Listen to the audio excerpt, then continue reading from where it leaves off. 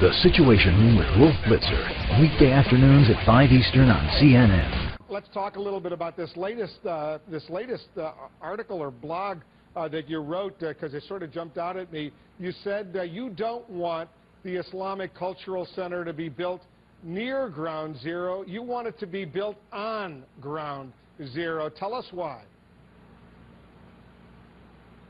Well, I'm just so offended by the bullying that's been taking place, picking on people who make up a very small percentage of our population and treating them as if they're not Americans. And they have every right to be in, near, around, at Ground Zero as anyone else. And I just got to thinking that, you know, the America that I believe in is an America that is generous of spirit, and not one that wants to attack people because of their religious faith. And I personally feel very bad that these 19 murderers of 9/11 who killed 3,000 people were able to hijack a religion, did something what they said was in the name of Islam, and have made life very difficult for everybody else who is a member of this faith.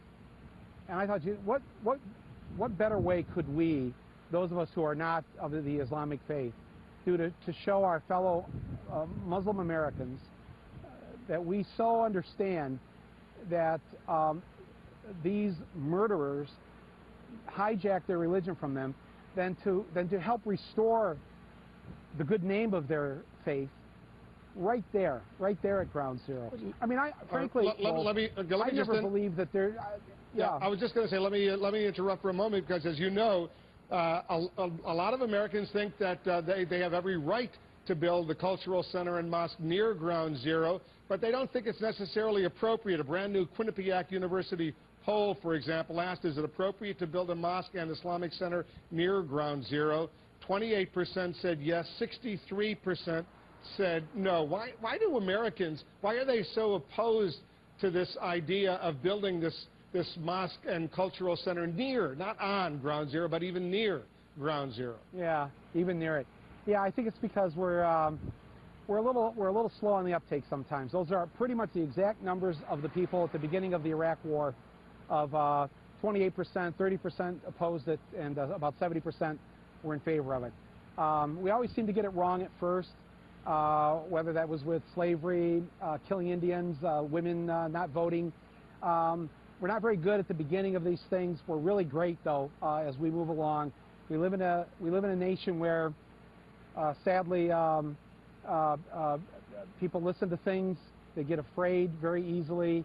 We have 40 million adult Americans who are functional illiterates, which means they can't read and write above the 4th grade level. So that's the America we live in, and sometimes we have to put up with that. But everybody, regardless of their level of ignorance, I believe, at their core is good and has a good heart, and if presented with the truth, and the truth is that Muslim Americans are Americans the same as every other American. And what do you say, Michael? What do you say, Michael, to a family member of someone who was killed at Ground Zero, who says, you know, I don't really think this is appropriate? Look in the camera and tell us what you would say to that family member. I would say that I completely understand how you feel. If a member of my family was murdered, I live in a nation where they would not allow me to sit on the jury. Yet common sense kind of says to me, well, who better to judge those who took my family member's life than the family itself to get retribution?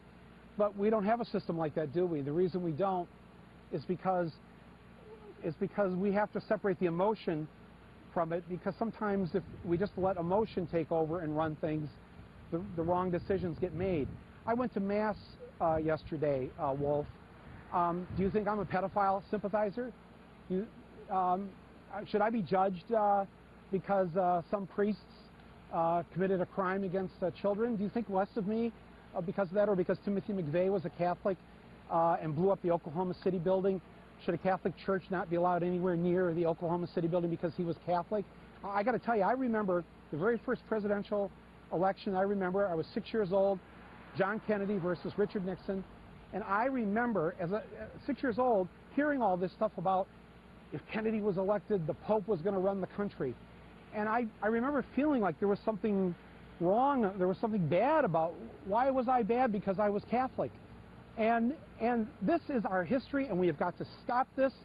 And those of us who are part of the majority have to always stand up for the minority when they're being bullied by people who are using this issue for their own political gain. What did you think of the way the president, the commanding general in Afghanistan, General Petraeus, the news media for that matter, handled the whole issue of that pastor in Florida who said he was going to burn a couple hundred copies of the Quran?